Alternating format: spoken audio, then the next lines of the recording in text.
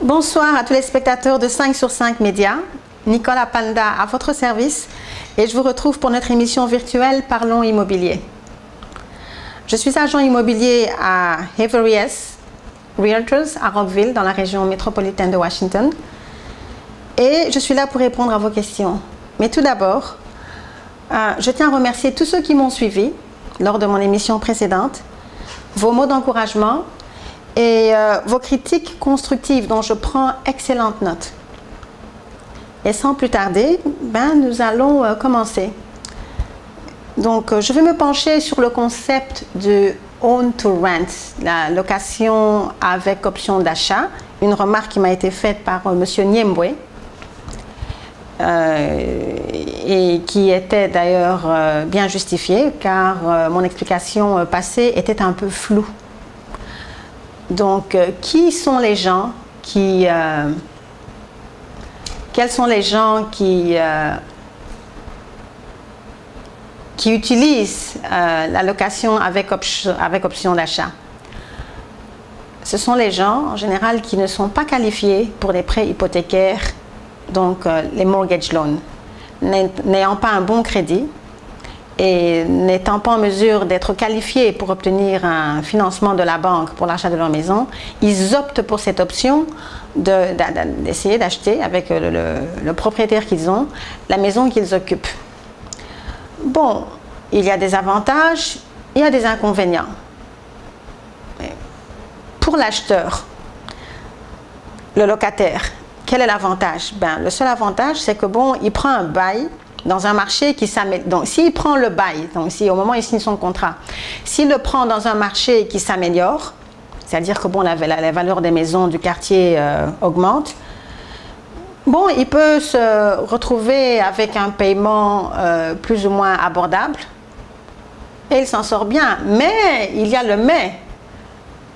Je vous ai dit que bon, l'achat d'une maison, quand elle est financée, elle prend plusieurs années. Elle peut prendre 10, 15, 20, 30 ans. Et cette option-là ne peut être avantageuse que si il est à terme de son contrat de vente avec son propriétaire vendeur. Et ça, c'est le seul avantage que je puisse trouver parce que de toute façon, la raison pour laquelle il va vers son propriétaire, c'est parce qu'il n'est pas qualifié par les banques en général pour un prêt hypothécaire. Alors maintenant, le désavantage pour le locataire, c'est que bon, si le marché baisse, si le marché devient décroissant et que la propriété perd de sa valeur, il n'a pas d'autre option. Il doit continuer à payer ce qu'il payait au propriétaire vendeur. Donc, il n'a pas de répit à ce moment-là. Donc, si la maison s'est dévaluée de 30, 40, 50%, il doit continuer ces paiements-là. Autre désavantage, si la maison augmente de valeur, par contre, le propriétaire vendeur a toujours l'option de vouloir renégocier le contrat parce que lui, le locataire, n'a pas l'option de refinancer. Il est là, il est tenu à ces termes-là. Il n'avait pas de bon crédit, c'était son option, il est là. Le propriétaire vendeur, quand la maison augmente de valeur, il a l'option, par exemple, de demander, bon écoutez, ma maison, elle vaut beaucoup plus, je voudrais que vous payiez plus. Si le locataire n'accepte pas et qui n'est pas en mesure de faire des paiements beaucoup plus élevés de ceux qu'il faisait, le propriétaire peut résilier le contrat et mettre sa maison sur le marché et la vendre à quelqu'un, bien sûr, qui aura un financement normal. Le plus grand des avantages, parce que vous savez, je ne vois vraiment aucun avantage pour le locataire, c'est que tout l'argent que le locataire a payé, à supposer qu'il avait, ses paiements, il les avait effectués pendant une période de 10 ans, non seulement il n'a gardé aucune équité, et tout cet argent-là est parti volatilisé. Donc il ne gagne absolument rien du tout. Donc c'est de l'argent vraiment qui est parti pour lui. Et il n'a pas de bénéfice en matière fiscale, il n'a aucun bénéfice. Et le plus mauvais, ce qui est arrivé d'ailleurs, c'est une des raisons pour laquelle, si vous voulez vraiment adopter cette option-là, il vous faut un très très bon avocat. Si le propriétaire vendeur avait pris un prêt sur la maison ou qu'il a eu d'autres problèmes financiers, parce que pendant tout ce temps-là, je vous rappelle, la maison est sous le nom du propriétaire vendeur. S'il y a un problème, s'il a un problème avec la banque ou si le propriétaire n'émettait pas ses paiements à temps et que la banque reprend la maison, vous aussi vous perdez. C'est-à-dire qu'il perd, mais vous perdez aussi. Donc le rent to own est vraiment, comme je l'ai dit la fois passée, n'est pas très recommandable. Il est vraiment bon que vous travaillez pour le crédit. Les gens qui le prennent sont des gens qui ont des problèmes de crédit. Donc, Monsieur Niemboué, si vous me suivez, j'espère que la réponse a été satisfaisante, parce que j'ai pris le temps vraiment de revoir le sujet. Et nous allons passer à la question suivante. Alors, la seconde question m'a été posée par le web, où on a demandé quel genre de stabilité financière quelqu'un devrait avoir s'il désire acheter une maison. Bon, vous savez, des difficultés qu'il y a dans la vie, celles qui vous empêchent le plus de dormir, de manger, de vivre convenablement sont les difficultés financières. Et quand vous considérez un achat important comme une maison, votre première maison, le stress, il va un peu plus haut. Il va vraiment un peu plus haut et on panique quelquefois. Lorsque je vous ai dit à l'émission précédente que pour préparer le processus d'un achat de maison peut aller de 1 à 3 ans, peut-être, voire même plus, ce n'était pas, j'ai pas tapé à côté du poteau, hein, c'est vrai, il faut vraiment vous organiser. Parce que, premièrement, vous aurez besoin d'argent, vous devez vous organiser, et c'est tout un processus. Ce que je pourrais conseiller à la personne qui m'a posé ces questions, la première chose, c'est d'établir un plan, qui va vous aider à employer votre argent. Ça, c'est une chose. Et comment allez-vous le faire? Vous devez établir un choix dans vos dépenses. Mettez en relief vos désirs, c'est-à-dire achetez ce dont vous avez besoin, pas ce que vous souhaiteriez avoir. Si ce n'est pas important, ne l'achetez pas. Donc, au moment où vous allez acheter quelque chose, posez-vous chaque fois la question, ai-je vraiment besoin de ce que je vais acheter? Si ce n'est pas le cas, passez-vous-en parce que vous avez besoin d'économiser.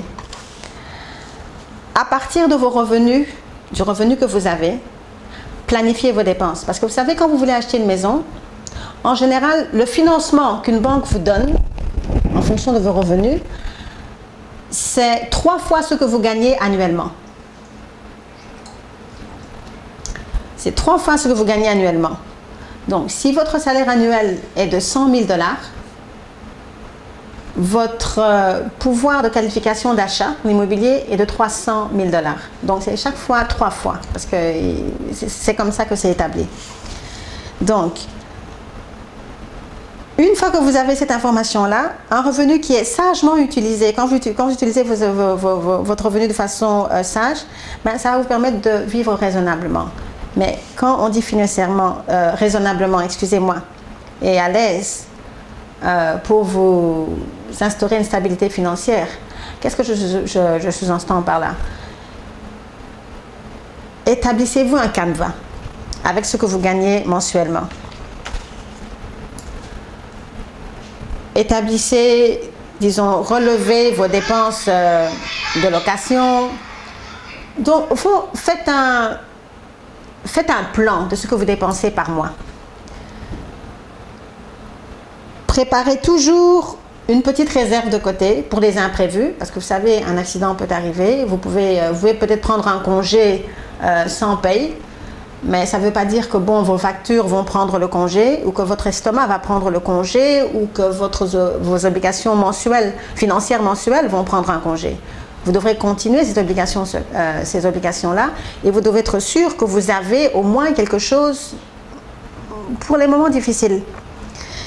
Épargnez, épargnez toujours, parce que comme vous voulez acheter une maison, après avoir serré la ceinture, comme on le dit si bien, pas d'achat extravagant, pas besoin d'acheter une deuxième voiture, pas besoin d'avoir 50 manteaux, pas besoin d'avoir 100 paires de chaussures. Vous épargnez cet argent-là parce que tout cela vous servira dans l'achat de votre maison. N'oubliez pas que pour acheter une maison, vous devez mettre une caution. Le minimum est à peu près 20% pour un prêt conventionnel. Et vous pouvez aller plus loin que ça, vous pouvez aller plus haut que ça, c'est-à-dire 30-40%, parce que plus la caution est élevée, moins vos paiements mensuels pour le mortgage seront. Et puis, le facteur, je crois, le plus important pour votre planification financière mensuelle, c'est de purger vos dettes. Le moins vous avez de dettes, le moins seront vos taux d'intérêt quand vous contracterez un prêt de financement pour l'achat de votre maison. Et puis après, maintenez-vous sur ce budget, sur ce plan que vous avez établi, qui doit être strict et que vous devez absolument respecter, parce que c'est bien d'établir un plan et de dire c'est ce que je vais faire, à partir de maintenant je vais dépenser ceci, ceci, cela, cela, cela. Et puis bon, le mois qui suit, ah mais bon, de toute façon, bon, j'avais une urgence, il fallait que je fasse ceci, il fallait que je fasse cela, et puis après, boum, vous négligez votre plan et vous retombez dans le train-train habituel. Donc, pour vous aider, pour vous donner une image, une toute petite image de ce qu'il faut quand vous voulez acheter votre maison, quand on vous donne un prêt pour la banque, voilà ce qu'ils font. Pour 100 $ que vous gagnez, 28 à 30% va pour l'immobilier, c'est-à-dire votre mortgage, tout ce qui a attrait à votre mortgage. 36% de ce que vous gagnez sur ces 100 $, donc les 36 $, vont sur vos dépenses de tous les jours, c'est-à-dire manger, factures, tout ce que vous voulez. Et les 24 à 26 $ qui vous restent, ben celle-là, c'est pour l'épargne ou bien vos réserves de côté, parce qu'il vous faut quelque chose. Si vous réussissez à établir cela, et ça c'est basé sur votre billet de 100 $ que vous gagnez mensuellement, ben, je crois que vous aurez une certaine, c'est ce dont vous aurez besoin, excusez-moi, pour établir votre stabilité financière. Ça peut aller de 1 an, ça peut aller à 3 à 5 ans, ça dépend de ce que vous gagnez et de ce que vous, vous envisagez. Excusez-moi, le français est quand même difficile. Hein? ce que vous envisagez acheter comme maison.